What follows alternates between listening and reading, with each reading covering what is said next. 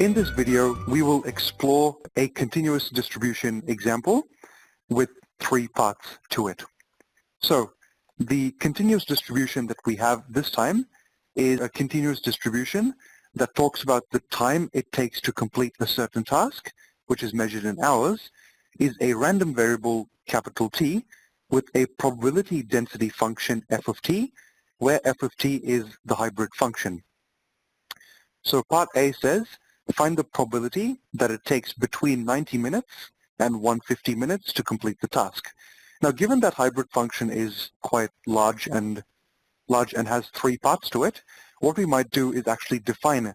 To define it, we're going to use f, as the question says, f bracket t, and we're going to assign f of t to the hybrid function.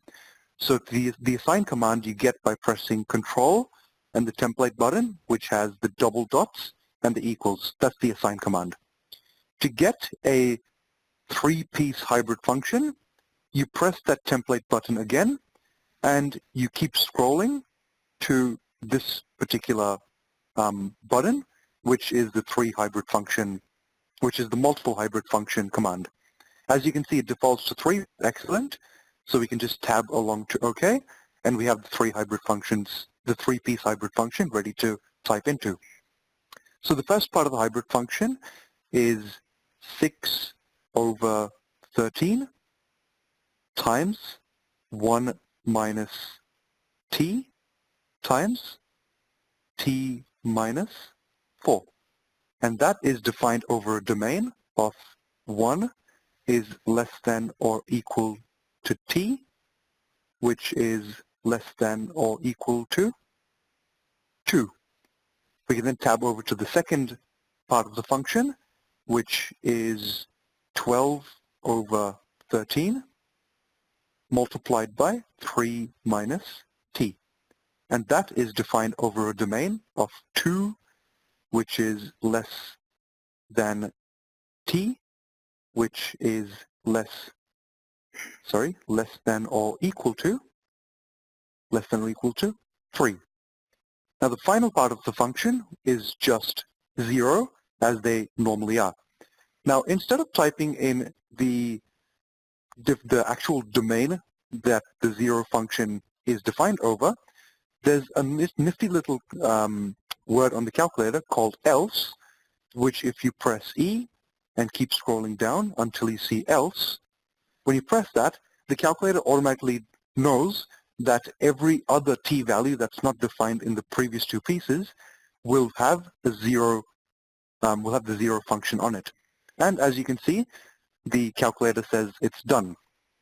If you'd like to see what the graph of this is like, you can press Control-I, go to Graphs, and we know that our function is f, but this graphs page will not accept any variable apart from x. We know that from the previous page the function was defined with t, but we can actually just type f of x, hit enter, and it graphs it. As you can see, the 2 pieces of the hybrid function between 1 and 3 are there, and all the other parts, which are 0, are there as well. So by defining your function and using the else command, you can actually get the whole continuous PDF. Going back to our calculator page, so our first question, which is part A, says find the probability that it takes between 90 minutes and 150 minutes to complete the task. Now 90 minutes is 1.5 hours and 150 minutes is 2.5 hours. So we know that we need to integrate the continuous PDF between 1.5 and 2.5. So a shortcut to get the integral is Shift plus. Shift plus gets you the integral command. So our lower bound is 1.5 hours. Tab over to the upper bound, which is 2.5 hours. And in there, we just have the function, the PDF. So to get f, you can just press var, and you can see f is your first command, and then press t after that, close your bracket, tab over to t, hit enter, and there's your answer. So the probability required is simply 19 over 26. Moving on to part B. Part B says, find the median time m corrected 3 decimal places taken to complete the task. So we know that the median of a continuous PDF is the x value, or t value in this case, below which exactly 50% of your probability lies. So in order to solve for m, what we're going to do is start a solve. So menu 3, 1 is solve, and then we're going to put an integral in there, shift plus. Our lower bound for our continuous PDF is going to be 1. Our upper bound to find the median is going to be m. That's what we're solving for. Inside the integral, we're going to put f of t. We're going to integrate that with respect to time. Press right again, and equals, we want the area under our PDF to be exactly 0.5. And we are solving for m. Given that the question asks for the answer corrected 3 decimal places, we might as well just go Control-Enter straight away. As you can see, you get an answer of m equals 1.958, corrected 3 decimal places. So that is the median time taken to complete the task. Moving on to part C, which says find the variance of t. So we want the variance of the time taken to complete the task.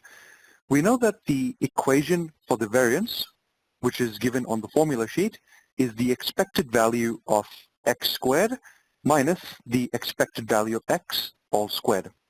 So what we're going to do over here is, first of all, get the integral, which is shift plus, between 1 and 3, which is where the 2 parts of the function are defined, and f of